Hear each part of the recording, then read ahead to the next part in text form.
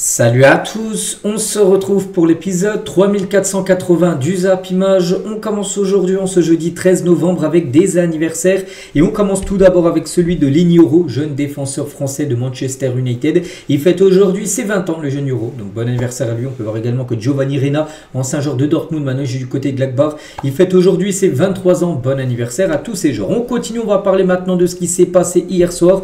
Et hier soir, il y avait quelques rencontres de Ligue des Champions féminines et le Paris Saint-Germain jouait du côté de Manchester United, c'était Old Trafford la rencontre, et le PSG battu, l'équipe féminine battue 2-1. Donc c'est dommage bien sûr, parce que là ça fait 3 matchs, 3 défaites, et bien sûr elles sont dans les dernières places de ce classement de poule unique de Ligue des Champions féminines. Donc Paris sombre. Et voilà, maintenant c'est un miracle pour se qualifier pour la suite bien sûr de cette Champions League. Les autres résultats, le Bayern Munich féminin s'est imposé 3-2 contre Arsenal. Mais notez que les Gunners menaient 2-0 dans le match.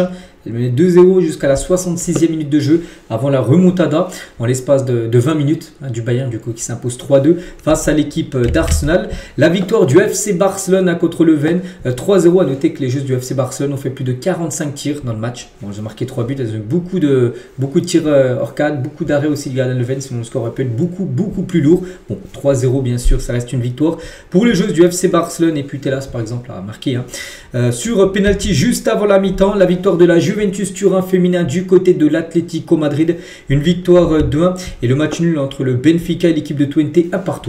Lors de ces rangs, les matchs hier soir en Ligue des Champions féminines. Et du coup cette poule unique de la première à la 18e équipe, donc c'est simple. Les 4 premières qualifiées directement pour, sans passer par les barrages. Et ensuite, il y aura un système de barrage de la 5e à la 12e place. Donc, concernant les clubs français, donc Lyon pour l'instant très bien classé. Il y a 3 équipes qui ont 3 matchs, 3 victoires, 9 points. Donc, le Barça, Lyon et Manchester United. Donc, concernant les équipes françaises, donc le PSG 16e et le Paris FC 14e. Le Paris FC, c'est 2 points et le PSG, c'est 0 points. C'est 3 matchs, 3 défaites. Voilà, donc on a 3 journées. Il y en a encore 3. Il y a 6 journées en tout. Il va falloir gagner voilà, pour les équipes françaises. Voilà, les deux équipes de Paris, sinon il n'y aura pas de suite, on va dire, en Ligue des Champions cette année. On continue, on revient nous sur le football masculin et on va parler de la trêve internationale parce que ça commence aujourd'hui. Donc tout d'abord dans la zone Europe, voici le programme des matchs aujourd'hui.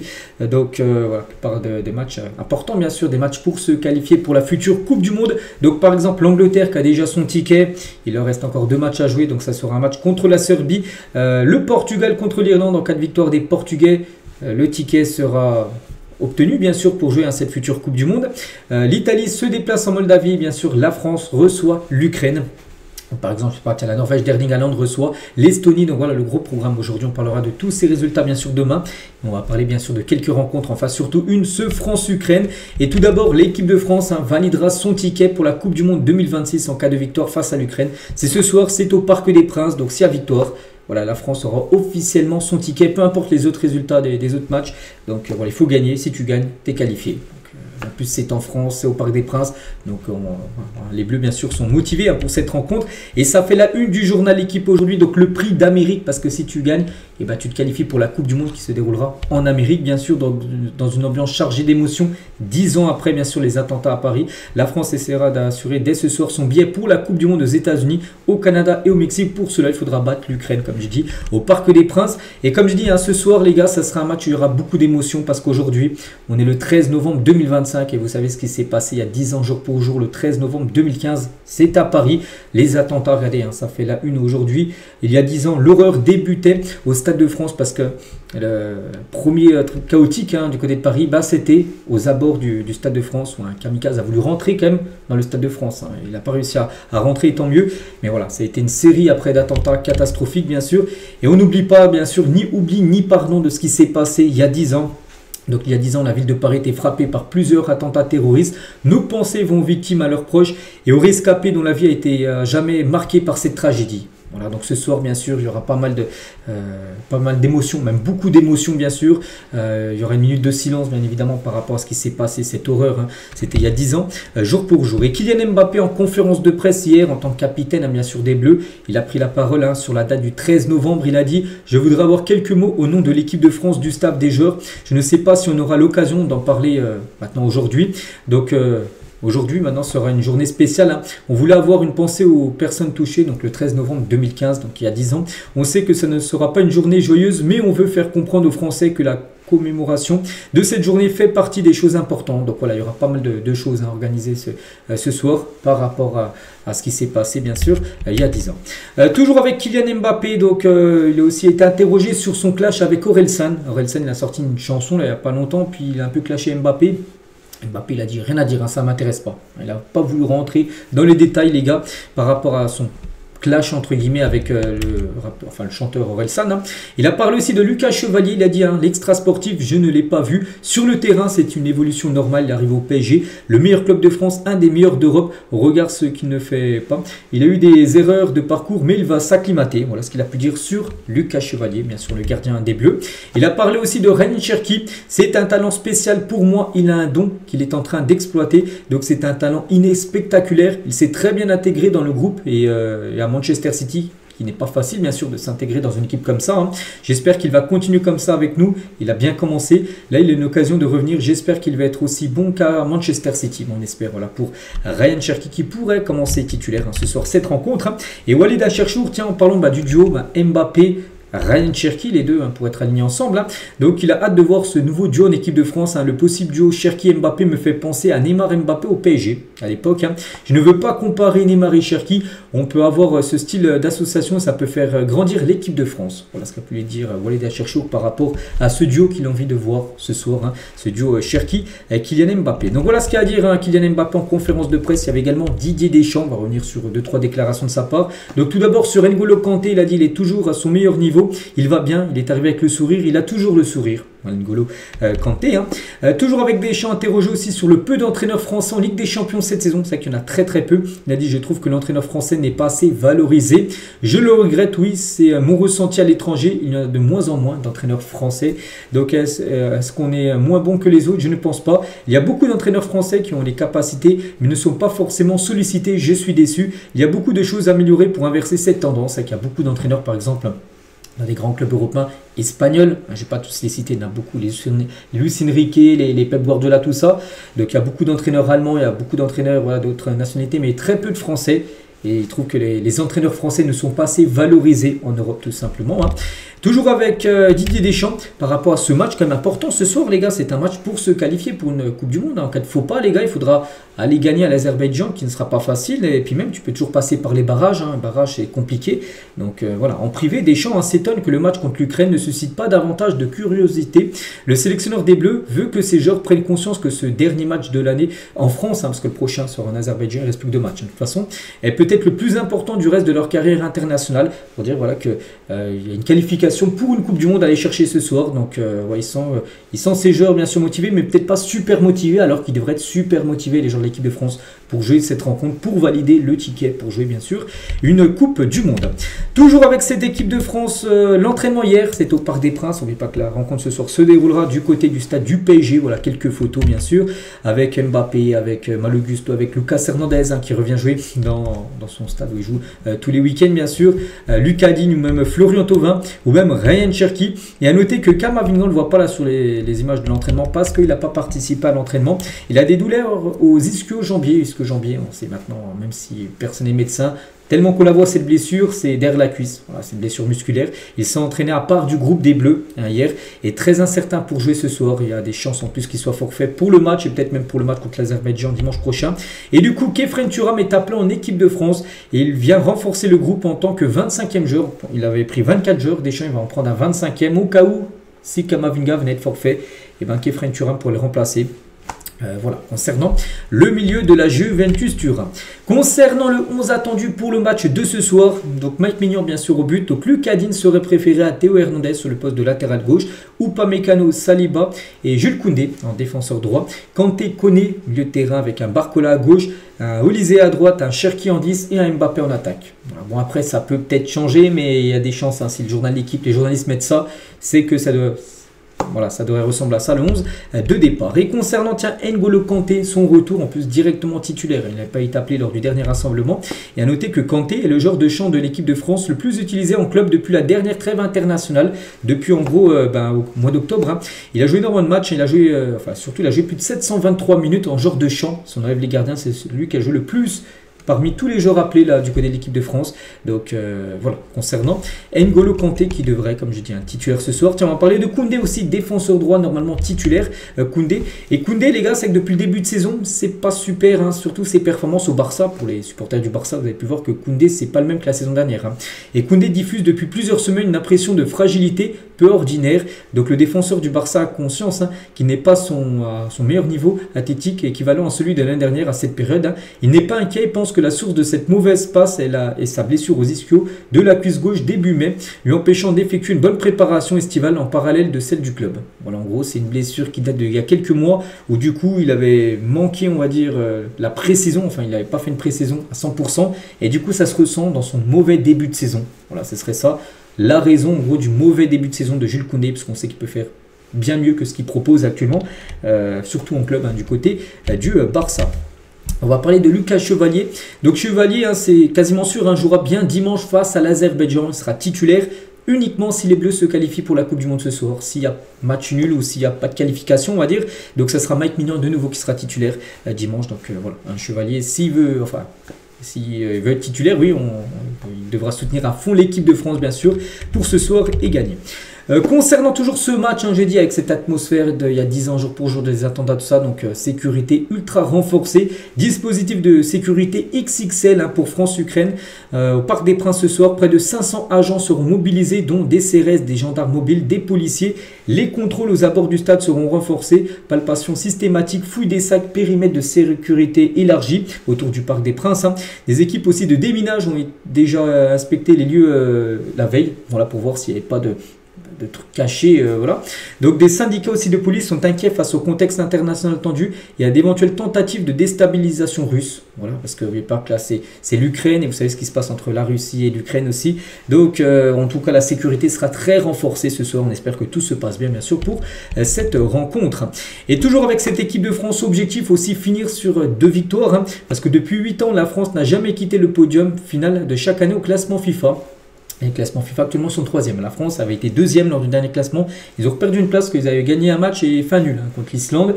Et du coup, je crois que c'est l'Espagne ou non, l'Argentine qui est repassée devant la France. C'est l'Espagne en première position, l'Argentine 2e, la France. Donc depuis 8 ans, la France finit toujours au moins sur le podium, soit 3, 2 ou 1.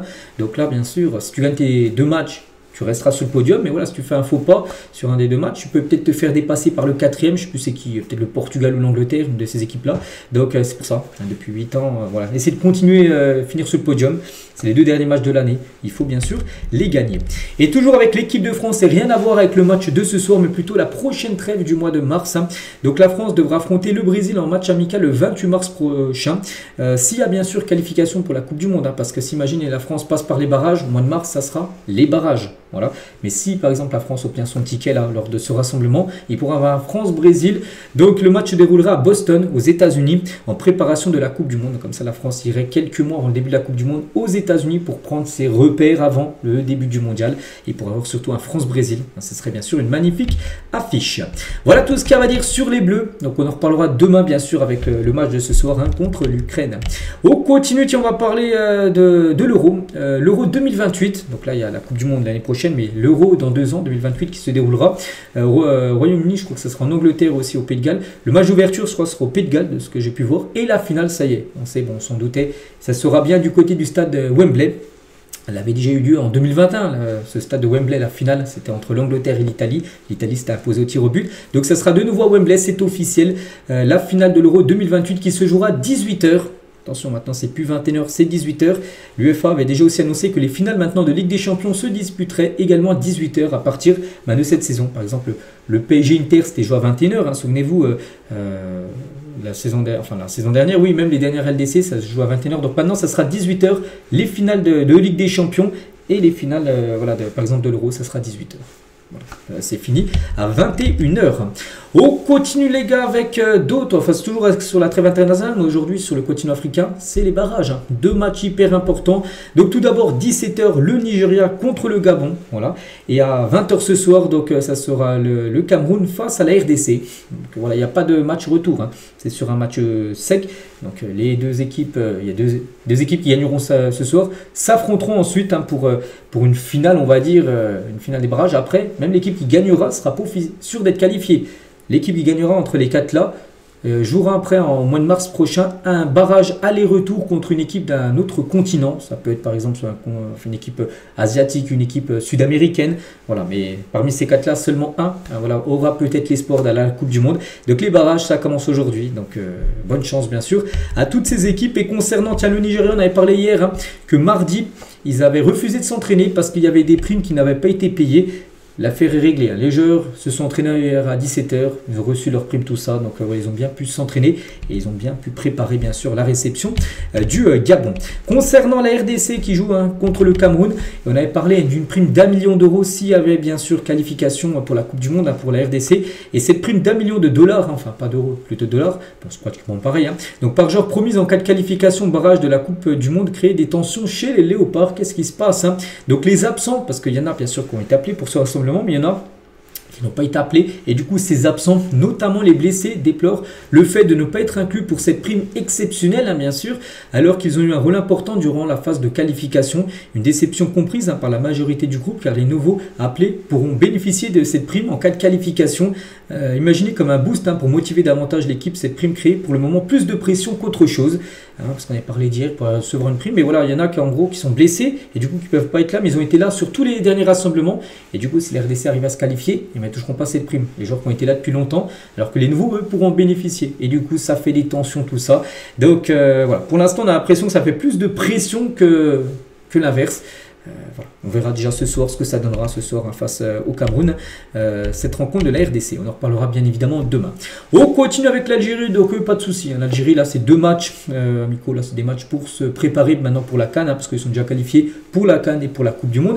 Et notez que c'est officiel, Lucas Zidane quitte le rassemblement de l'Algérie. Il avait été appelé. Donc, il souffre d'une blessure aux adducteurs et a été autorisé à quitter le stage. Donc il ne jouera aucun match là sur cette trêve internationale. Toujours avec la sélection algérienne, on apprend aujourd'hui que l'Algérie aimerait attirer Ethan Mbappé au sein de la sélection. Voilà. Donc pour l'instant, je crois qu'il a déjà joué avec les équipes jeunes françaises, peut-être avec les U17 ou 18, je ne sais plus, mais voilà, peut-être qu'il peut faire comme son frère ou peut-être choisir l'Algérie. N'oubliez pas que sa mère est d'origine algérienne, bien sûr, à Kylian Mbappé, enfin, à Ethan ou Kylian Mbappé, peu importe. Donc voilà, on verra. Qu'est-ce qu'il choisira bien sûr dans le futur. On continue, on va parler de Lionel Messi. Donc gagner une autre Coupe du Monde ou un nouveau Ballon d'Or. La Coupe du Monde bien sûr pour Léo Messi. Choisir entre les deux directement. Il ira bien sûr sur la Coupe du Monde. Et vraiment en plus s'il gagne la Coupe du Monde, s'il fait une belle Coupe du Monde, il y a des chances que le Ballon d'Or, c'est vrai qu'il peut encore potentiellement gagner un Ballon d'Or. S'il nous fait un gros mondial l'année prochaine, voilà, le Ballon d'Or les gars, avec la Coupe du Monde c'est une année bien sûr où le Ballon d'Or... enfin une année Coupe du Monde, c'est voilà, désigner le Ballon d'Or, ça joue beaucoup bien sûr la Coupe du Monde. Donc Léo Messi après a vite tranché entre les deux, il préfère comme la Coupe du Monde. Et Messi être entraîneur d'un club ou propriétaire d'un club, c'est que Messi on le voit pas, ça l'attire pas trop d'entraîner plus tard. Il préfère voilà, soit être propriétaire d'un club, soit être directeur sportif, avoir un rôle comme ça plutôt que entraîner bien sûr une équipe. Et toujours tiens avec Léo Messi, donc on va parler de Juan Laporta, le président du FC Barcelone, ne regrette pas le départ de Lionel Messi du Barça en 2021, il y a 4 ans. Donc il a dit, malgré la façon dont tout s'est passé avec le départ de Léo Messi, je n'ai aucun regret voilà, de son départ. Le Barça est au-dessus de tous les autres, ce n'est pas ce que nous souhaitons tous, mais ce n'était pas possible à ce moment-là de conserver en gros Léo Messi.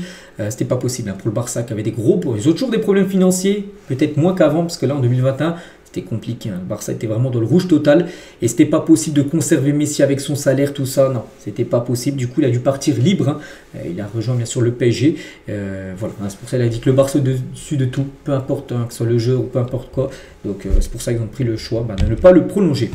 Toujours avec Laporta, prend la défense aussi de Lamine Yamal. Donc Lamine Yamal profite de la vie à 18 ans et fait preuve d'une maturité remarquable pour son âge. Je ne suis pas inquiet concernant son mode de vie. Il a besoin de protection et de soutien de notre part et celle de son entourage. C'est un vrai professionnel qui s'entraîne dur. Voilà ce qu'il a pu dire sur Lamine Yamal. Il a parlé aussi, il a fait sur le point, tiens, donc vendredi dernier, le Barça s'est entraîné. Il y a eu un entraînement au Camp Nou, il y a plus de 23 000, enfin même 27 000 supporters, il le dit. Hansi Flick a eu la chair de poule lors de l'entraînement au Camp Nou. Donc on peut désormais jouer devant 27 000 supporters, mais je ne fixerai pas de date pour le retour. Je veux juste dire qu'Hansi Flick et les joueurs seront les premiers à jouer ici. Donc voilà, on parle beaucoup peut-être sur cette fin du mois de novembre. Peut-être que le Barça pourrait potentiellement peut-être jouer et faire ce retour au Camp Nou. Il y a déjà eu entraînement jeudi. Donc c'était vendredi dernier et là un match pour être organisé, un match officiel bien sûr dans ce Camp Nou là pour être fait très prochainement. Donc voilà, concernant ce retour au stade. Toujours avec le FC Barcelone, on va parler d'Harry Kane, parce qu'on apprend aujourd'hui les gars d'après Guardian. Guardian c'est un journal britannique plutôt fiable, hein. Et le Barça fait de Harry Kane sa priorité pour succéder à Robert Lewandowski. Donc l'Anglais a une clause d'environ 60 millions d'euros pour quitter le Bayern l'été prochain. C'est que Harry Kane, quand il était arrivé, il avait dans son contrat en gros à partir de l'été 2026, il a une clause. Et la clause serait de 66 millions d'euros. Donc si le Barça paye cette clause de 66 millions d'euros, et si le joueur donne son oui, et le joueur serait plutôt intéressé pour rejoindre le Barça, et ben ça pourrait se faire. Il pourrait être le remplaçant parfait de Robert Lewandowski, qui devrait lui quitter bien sûr le FC Barcelone en fin de saison. Et Lewandowski, tiens, de nouvelles réunions sont prévues dans les semaines à venir entre l'AC Milan et les agents de Robert Lewandowski. Les rossoneri veulent convaincre le buteur polonais pour l'après-Barça. Lui pourrait peut-être aller à AC Milan, et pour le remplacer, Harry Kane pourrait débarquer du côté du FC Barcelone. Voilà, les deux du coup auraient quitté le Bayern pour rejoindre le Barça. Il avait quitté le Bayern pour le Barça et lui pourrait faire exactement la même chose. Toujours avec le FC Barcelone, voici le maillot du Barça pour le prochain Classico Hilalik. Donc le prochain Classico normalement, enfin pour l'instant serait le Classico de Liga retour qui se jouera au mois de mai prochain.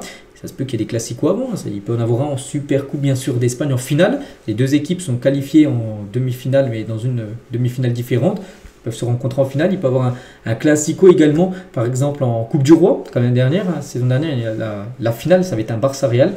En tout cas, le prochain Classico, ça sera ce maillot que porteront bien sûr les joueurs du FC Barcelone.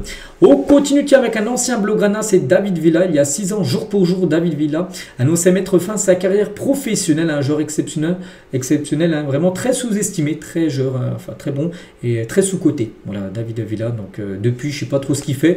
Je pense pas qu'il a pris, qu'il a passé ses diplômes d'entraîneur. Mais bon, on lui souhaite bonne continuation. On va parler de Kylian Mbappé, premier du classement des salaires mérités, entre guillemets. C'est quoi mérité? C'est quoi ça? Donc un classement basé sur des variables sportives. Donc temps de jeu, niveau sportif des matchs et taux de titularisation lors de la dernière année, ainsi que le poste prioritairement occupé. Bien sûr, on va dire plus, si tu es en attaque, si tu es un numéro 9, tu coûtes plus cher en gros, et tu gagnes peut-être plus d'argent qu'un défenseur. Regardez, on peut voir par exemple sur le mercato, les attaquants coûte plus cher que les défenseurs, c'est toujours été le cas. Et là en fait tu fais une moyenne par rapport maintenant au salaire. Et le salaire mérité serait ça, donc Mbappé, et il mériterait un salaire de 22,8 millions d'euros par an. Donc Salah serait le deuxième, on peut voir à chaque fois, Jude Bellingham le troisième, Neves le quatrième. Donc voilà, Lamine Yamal serait 9e avec 16,7 millions d'euros par an. On continue les gars, on va parler de Oscar, ancien joueur par exemple de Chelsea. Il a joué aussi à Sao Paulo bien sûr, il a joué en Chine, il avait longtemps joué en Chine. Bon bref, Oscar a été victime d'un malaise cardiaque ce mardi avant-hier. Donc il a été transporté en ambulance à l'hôpital où il est actuellement en soins intensifs. On lui envoie bien sûr beaucoup de force. L'ancien joueur des Blues. On va parler de la Ligue 1. Tiens, regardez, si les matchs de Ligue 1 s'arrêtent à la mi-temps, ça donnerait quoi? Ça donnerait ça, le classement. Donc il n'y aurait pas de deuxième mi-temps, seulement la première, c'est fini le match. Donc Nice serait actuellement premier de Ligue 1 parce que Nice fait souvent des premières mi-temps et les deuxièmes. Et moins bonne mi-temps parce qu'ils se font souvent revenir au score, donc du coup ils perdent des points. Donc le PSG serait seulement quatrième, c'est que Paris a gagné pas mal de matchs en fin de match. Enfin, surtout au deuxième mi-temps, on se souvient contre Nice, où ils avaient marqué la 95e contre Lyon. Ils ont marqué de nouveau la 95e, des victoires. Donc le PSG serait quatrième si bien sûr les matchs s'arrêteraient à la mi-temps. Mais bon, les matchs s'arrêtent pas à la mi-temps. Mais voici le classement à quoi il ressemblerait. On continue, on va parler d'un absolument incroyable. C'est un record les gars. Le détenteur du plus grand nombre de maillots d'un même club est un supporter de Monaco. Il détient le record du monde, il a plus de 1146 maillots. Je ne sais pas si vous vous rendez compte, c'est fou. Dans sa collection qui ont pour l'occasion tous été exposés sur la pelouse de la Turbie. Donc encore plus fou, aucun de ces maillots n'a été acheté en boutique. Ils ont tous été portés ou préparés.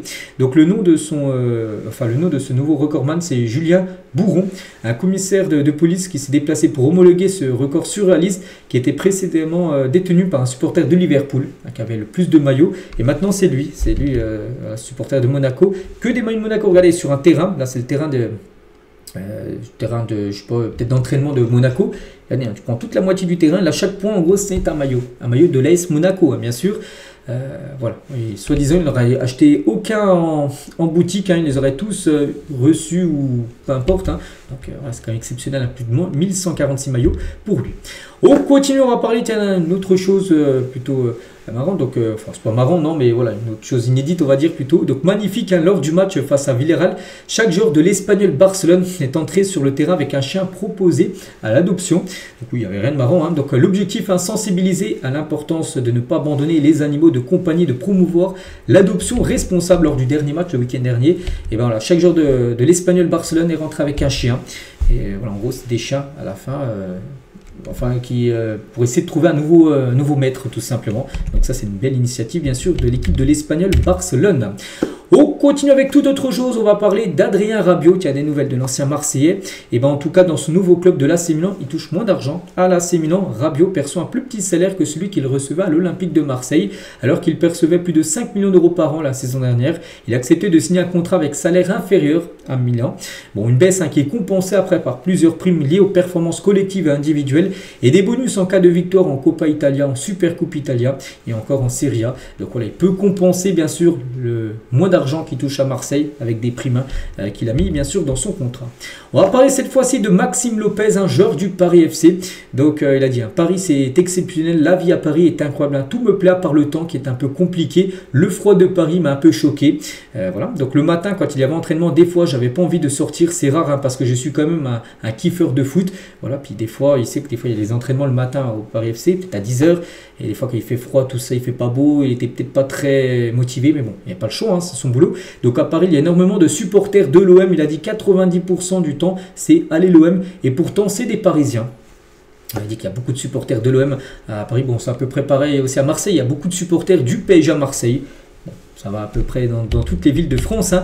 Et toujours avec Maxime Lopez, il révèle jouer aux jeux vidéo avec Samir Nasri. Donc avec Samir, hein, ça fait 4 ans qu'on joue H24 à la Play, il joue beaucoup en réseau. Donc mon pseudo c'est Max Nasri. Samir dans la vie, il m'a pris sous son aile, mais sur la Play, c'est moi qui l'ai pris sous mon aile, c'était mon élève, voilà.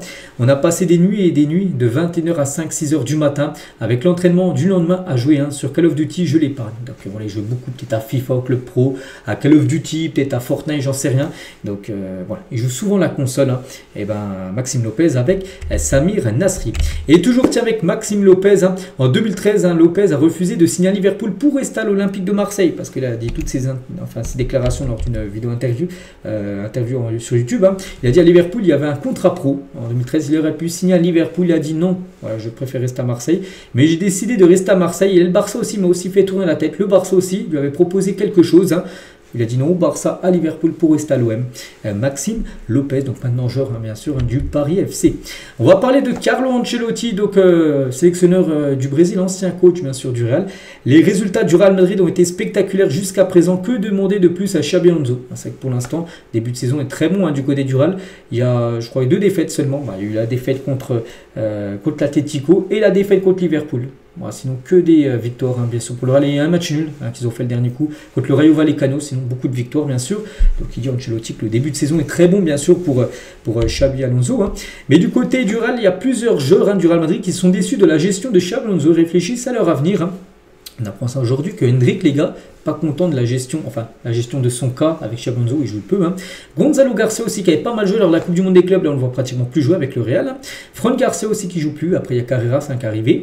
Dani Ceballos aussi qui joue très peu, et Lunin, hein, qui n'a toujours pas joué, hein, sur ce début de saison parce qu'il y a Thibaut Courtois. Donc il y a des joueurs en ces 5 là, en gros vous pourrez réfléchir, hein, par rapport à un départ, hein, peut-être en janvier ou soit l'été prochain.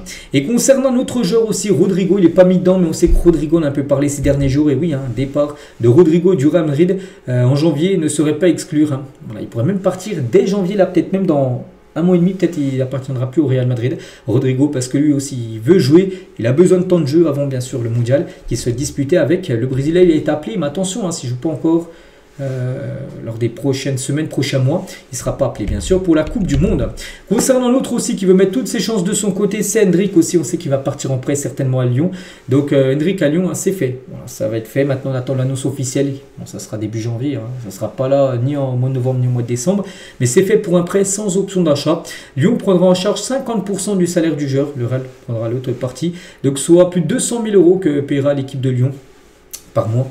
Bon, c'est pas le plus gros salaire, hein, à Lyon, hein. Peut-être qu'il y a des salaires, je crois, de Tolisso, tout ça, les joueurs le mieux payés, je pense, c'est les Tolisso. Il doit être au moins plus de 300, je pense, à peu près. Donc lui sera 200 à peu près du côté de Lyon. Mais bon, Lyon paiera la moitié. Le Real paiera aussi l'autre partie du salaire, bien sûr, d'Hendrick. Et toujours, tiens, du côté du Real Madrid, on apprend sous Carlo Ancelotti, plusieurs joueurs du Real Madrid allaient à Ibiza après les matchs. C'est fou ça. Bon, c'est Romain Molina qui dit ça. Il a dit certains séchaient même fréquemment les séances d'entraînement. L'approche plus stricte de Xabi Alonso a frustré l'entourage de certains joueurs. Voilà, il y a des joueurs, même à la fin des matchs, ils partaient directement à Ibiza faire la fête, alors que le lendemain il y avait entraînement. Et des fois même ils séchaient l'entraînement. Bon, après, est-ce que c'est vrai ou pas, j'en sais rien. C'est Romain Molina, vous savez, ce pseudo-journaliste, de temps en temps qu'on voit des dingueries, bien sûr, sur le foot. On continue avec Christophe Dugarry, il a parlé de Neymar, il a dit Neymar est peut-être le joueur le plus talentueux qu'il n'y a jamais eu dans le football en termes de talent pur. Il est pour moi au-dessus de Messi et Ronaldo, il savait tout faire. Voilà, surtout à son prime, peut-être quand il était au Barça, ses dernières années au Barça et peut-être sa première année au PSG. Ça a été peut-être le plus grand niveau, bien sûr, de Neymar. Donc voilà, pour Dugarry, c'est un joueur, bien sûr, qui avait peut-être le plus grand talent pur dans l'histoire du football. Et toujours avec Neymar à propos de son bandeau 100% Jésus et pourquoi il ne joue pas avec. Il a dit ce bandeau m'a été offert par ma mère quand j'avais 11 ans. Je le portais quand j'étais petit, quand je jouais au futsal. Mais quand je suis allé à Santos, ils m'ont dit de l'enlever. J'ai pleuré parce que je ne comprenais pas pourquoi je ne pouvais pas jouer avec mon bandeau. Ma mère m'expliquait que même si je ne porte pas le bandeau sur le terrain, je continue à porter Jésus dans mon cœur. Maintenant, je ne porte ce bandeau que lorsque je remporte un titre très important pour rendre hommage à ma mère, mais aussi à Jésus. Voilà, petite info de plus sur Neymar. Et Neymar, toujours avec lui, notre info les gars, on sait qu'actuellement situation un peu compliquée, là on parlait de son prime bien sûr quand il était au Barça, tout ça, ok, mais là actuellement délicat. Et Neymar les gars qui s'est un peu embrouillé avec toute son équipe lors du dernier match de Santos, il s'est excusé auprès de ses coéquipiers et de son entraîneur. Il s'est énervé contre sa propre équipe lors du match face à Flamengo où ils sont 17e, il joue le maintien actuellement l'équipe de Neymar. Il s'est embrouillé avec tout le monde, il dit que lui c'était le meilleur, les autres étaient nuls, tout ça. Il a même embrouillé avec son entraîneur. Il a fait son mea culpa, on peut dire, s'est excusé tout simplement, il a bien fait. Neymar. On va parler d'un ancien joueur de Marseille, on l'a un peu oublié, Luis Enrique, souvenez-vous, il est parti à l'Inter. Le début de saison, les gars, est catastrophique. En plus, l'Inter l'a acheté quand même plutôt cher. Donc ses stats, début de saison avec l'Inter, c'est 7 matchs joués, donc déjà il a joué très peu de matchs. 0 but, 0 passe D. Toujours pas été une fois décisif. Du côté de l'Inter Milan, Luis Enrique. On va parler cette fois-ci de Casemiro. Et Manchester envisage une prolongation de contrat de Casemiro. N'oubliez pas que le joueur est en fin de contrat le 30 juin 2026. Là, dans 8 mois, fin de contrat. Et son salaire actuel est jugé bien trop élevé. Ruben Amorim souhaiterait le conserver, mais il souhaiterait bien sûr le prolonger, mais avec une réduction de salaire après ce qu'il voudra. Casemiro prolongé mais en descendant son salaire, on verra. Donc parce que tout, je crois que c'est du 400 000 euros à peu près, lui par semaine, c'est même pas par mois, c'est par semaine, je crois. Il a touché Casemiro, qui touche un salaire énorme du côté de Manchester. Donc voilà, on verra s'il restera ou pas du côté des Red Devils. Et on finit aujourd'hui avec Pep Guardiola qui avait prédit la victoire de l'Argentine à la Coupe du Monde 2022. C'est Julian Alvarez qui le dit, en arrivée à Manchester City. L'un des premiers jours, Cancelo, Ederson, Rodri et les autres discutaient de qui était le plus fort pour la Coupe du Monde 2022. Je venais d'arriver, je ne disais rien. Et Pep a dit, tu sais qui ne dit rien et qui va gagner. Et il l'a montré du doigt. Donc il a montré Pep Guardiola, Julian Alvarez, qui disait rien, parce qu'il entendait bien sûr que ça parlait de qui va gagner la Coupe du Monde. Et Pep Guardiola avait pointé Alvarez, parce que sa sélection c'était l'Argentine, en disant que ce sera sa sélection qui va gagner la Coupe du Monde. Et ça a été le cas, bien sûr, on sait ce qui s'est passé lors de ce mondial. Et on finit avec ça aujourd'hui. J'espère que ça vous a plu. On se retrouve nous demain, bien sûr. Demain vendredi, on parlera de tous les matchs ce soir. Il y a des matchs en Europe, il y a des matchs sur le continent africain, des barrages. Il y aura beaucoup de choses à dire, bien sûr, demain. Donc voilà, et moi je vous laisse, je vous souhaite un très bon jeudi, bien sûr, et à demain.